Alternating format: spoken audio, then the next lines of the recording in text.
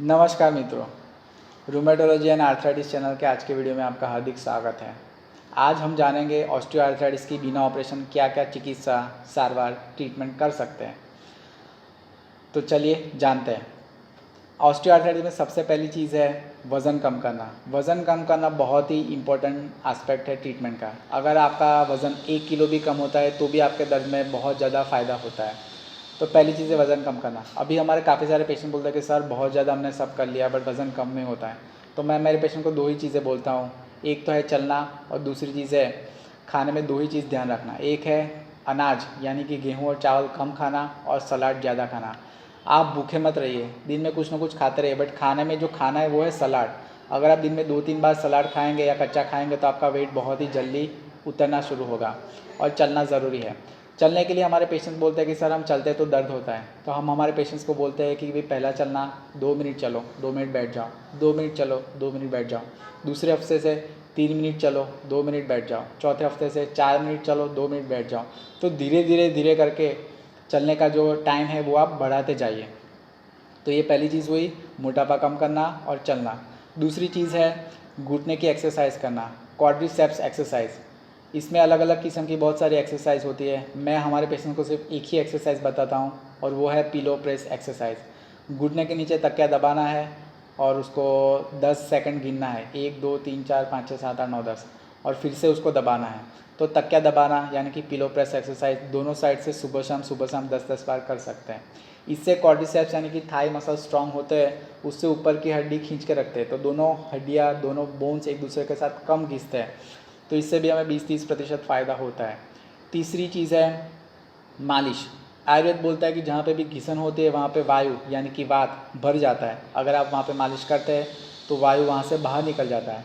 5-6 घंटे के बाद फिर से वायु भर जाता है तो फिर से मालिश कर सकते हैं। तो यानी कि दिन में 2-3 बार आप मालिश कर सकते हैं। आगे वाली चीज़ है वो है दवाइयाँ, स्लो एक्टिंग ऑस्टियोआर्थराइटिस की दवाइयाँ।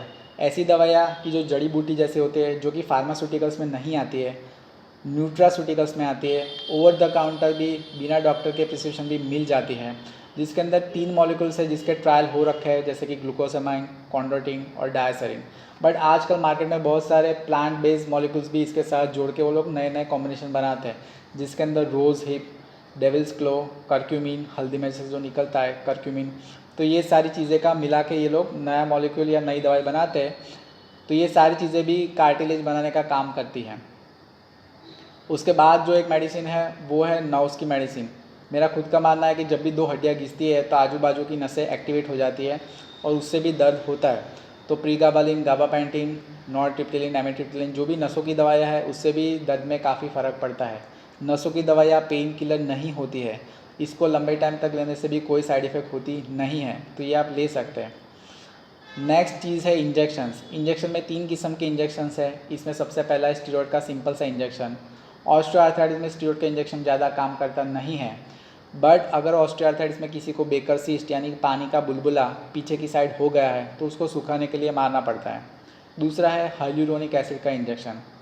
साइंटिस्टों ने देखा कि घोड़े ये दौड़ते हैं तो उनके जोड़ खराब क्यों नहीं होते हैं, तो उन्होंने उसके जोड़ में से एक हाइलुरोनिक एसिड नाम का एक मॉलिक्यूल निकाला जो कि ह्यूमन जोड़ के अंदर भी होता है, और उसमें से जो इंजेक्शन बनाया वो है हाइलुरोनिक एसिड, जिसको विस्को सप्लीमेंटेशन बोलते हैं। विस्कस यानी कि थिक घी जैसा इंजेक्शन होता है, साल में 1 बार लगता है। इसके भी रिसर्च या डेटा बहुत ज़्यादा स्ट्रॉन्ग नहीं है, तो मैं अपने पेशेंट्स को ज़्यादा रिकमेंड नहीं करता हूँ।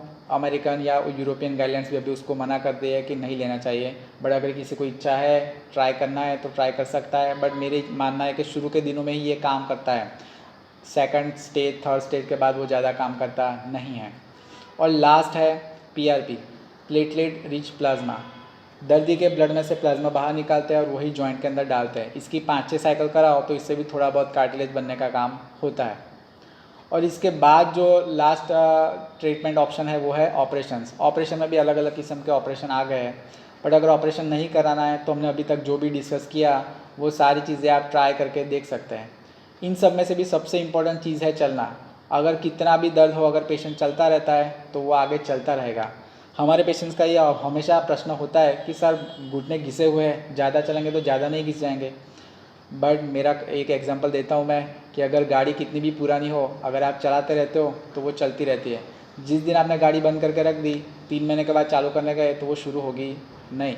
तो उसी तरह से अगर आप चलेंगे तो वहाँ पे ब्लड घूमेगा, थोड़ा बहुत वहाँ पे रीजनरेशन होगा, रिपेयर होगा, नसें मजबूत होगी, कार्टिलेज स्ट्रॉन्ग होगा, लिगामेंट स्ट्रॉन्ग होगा, मसल स्ट्रॉन्ग होंगे, तो कुछ ना कुछ आपका काम चलता रहेगा। तो ऐसे वीडियो को देखते रहिए, लाइक करते रहिए, चैनल को सब्सक्राइब करिए। धन्यवाद।